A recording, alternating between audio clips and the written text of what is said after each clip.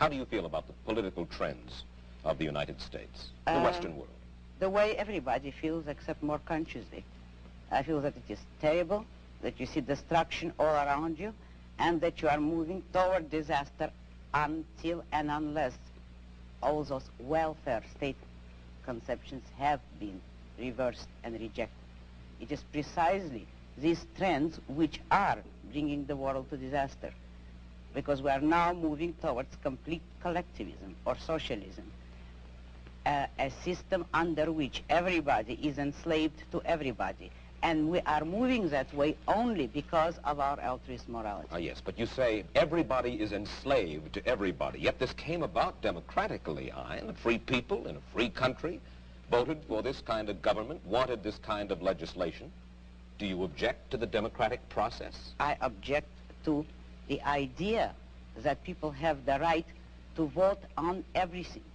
The traditional American system was a system based on the idea that majority will prevailed only in public or political affairs, and that it was limited by inalienable individual rights. Therefore, I do not believe that a majority can vote a man's life or property or freedom away from him.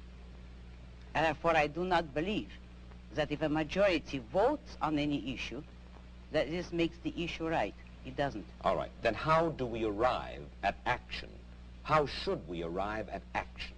By voluntary consent, voluntary cooperation of free men, unforced. And how do our leaders arrive, how do we arrive at our leadership? Who elects? Who appoints? The whole people elects. There is nothing wrong with the democratic process in politics. We arrive at it the way we arrived by the American Constitution as it used to be.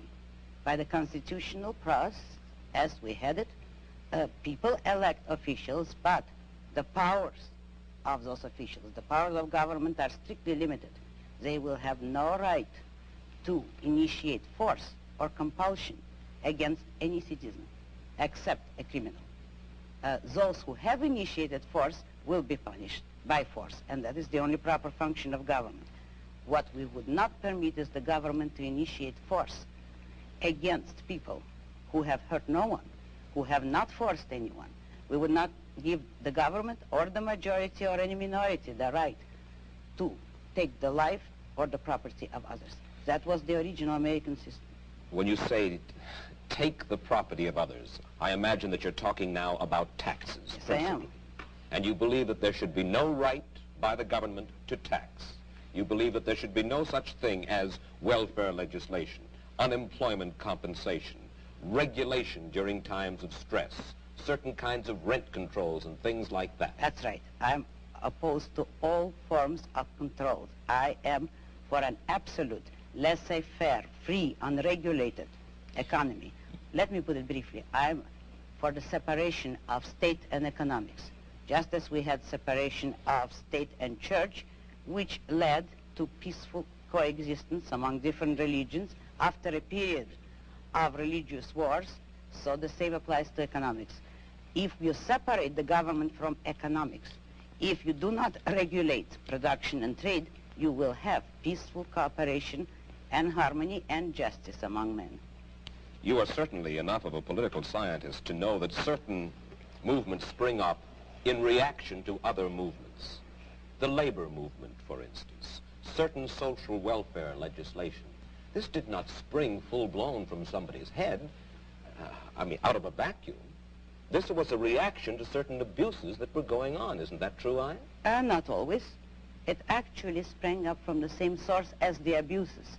If by abuses you mean the legislation, which originally had been established to help industrialists, which was already a breach of complete free enterprise. If then, in reaction, labor leaders get together to initiate legislation to help labor, that is only acting on the same principle, namely all parties agreeing that it is proper for the state to legislate in favor of one economic group or another. But what I'm saying is that nobody should have the right, neither employers nor employees, to use state compulsion and force But when you for their own interests. advocate completely unregulated economic life in which every man works for his own profit, you are asking, in a sense, for a devil take the hindmost, dog-eat-dog society, and one of the main reasons for the growth of government controls was to fight the robber barons, to fight laissez-faire, in which the very people whom you admire the most, the hard-headed industrialists, the successful men, perverted the use of their power. Is that not true? No, it isn't. Oh.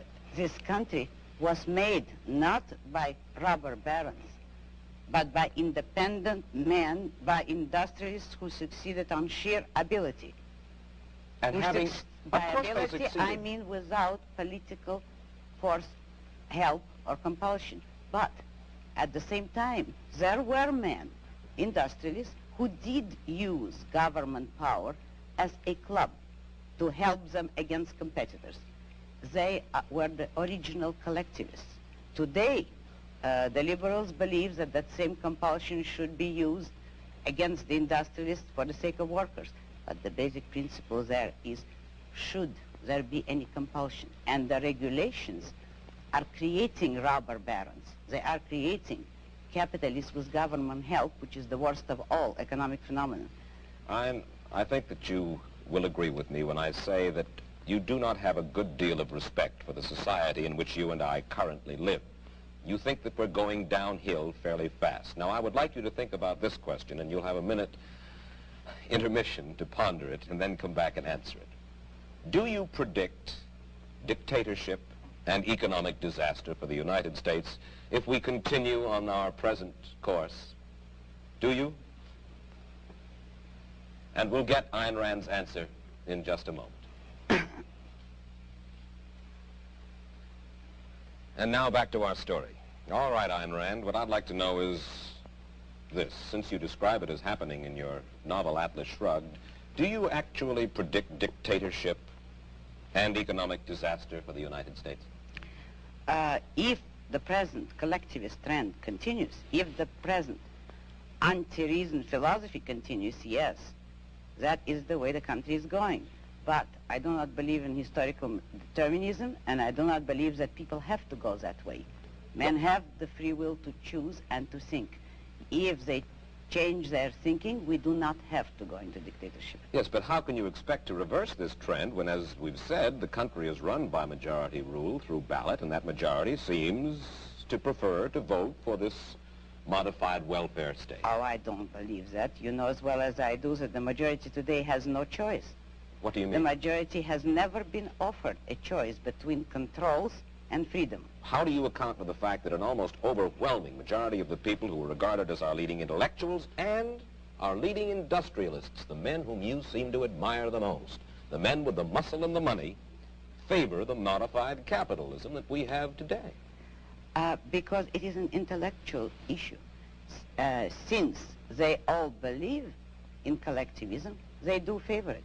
But the majority of the people has never been given a choice. You know that both parties today are for socialism, in effect, for controls, and there is no party.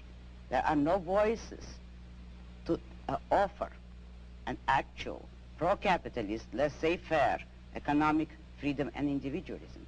That is what this country needs today. Isn't